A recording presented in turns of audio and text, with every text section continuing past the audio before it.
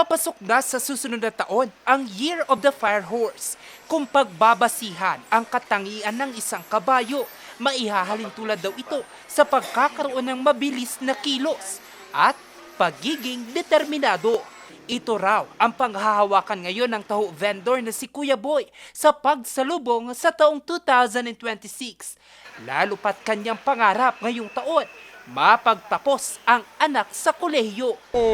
Araw nagigising ka ng madaling araw para makapagtinda, tapos yung makabenta ng maayos yung sa buhay-buhay. Kasi may nag-aaral ako mga anak eh.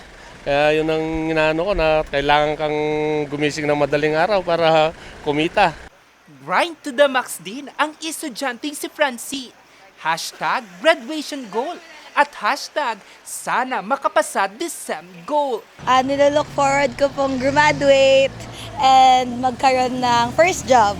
More experience to live naman ang goal this 2026 ni na Sofia at Sachi. Siguro more learnings in life kasi iba talaga ang experience kapag sa life.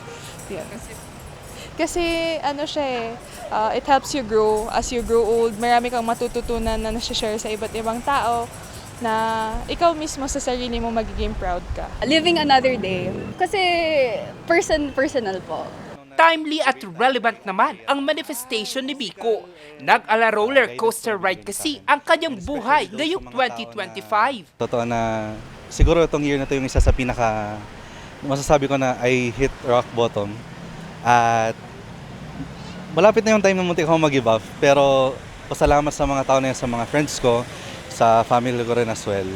Pero bago pa man magtapos ang taong 2025, ang iba sinariwa muna ang kanilang naging journey gamit ang nauusong trend na achievement cake. Simple lang ang rules.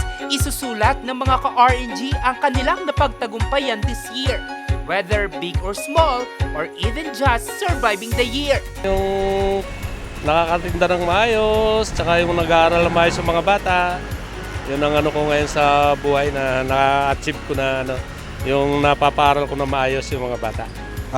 To take a second chance in life, ito po yung pinaka greatest achievement ko. Kasi like I said, ito yung year kung saan na ito yung rock bottom. At ito yun yung pinaka-dark year ko. Ito yung pinaka-dark year ko. And to take a second chance in life, marami akong realizations at marami na akong mga plans for myself. Surviving MLS po. Surviving third year kasi yung mga college ngayon medyo parang mahirap and nag-aalala na paano ba? Nag-aalala na kung papasa sila or gano'n. Sana masarap Noche Buena nyo. Sa akin, ang greatest achievement ko ngayon 2025 is na-defend ko na yung thesis ko. So, ayun, malapit na ako graduate. Achievement, closer to graduation na. It's a big thing na pwede ko ibigay sa parents ko and something I promised to my parents and to myself. Whatever your milestone is, whether you survive this year, deserve mo ng tap on the shoulder. Happy New Year, mga ka-RNG!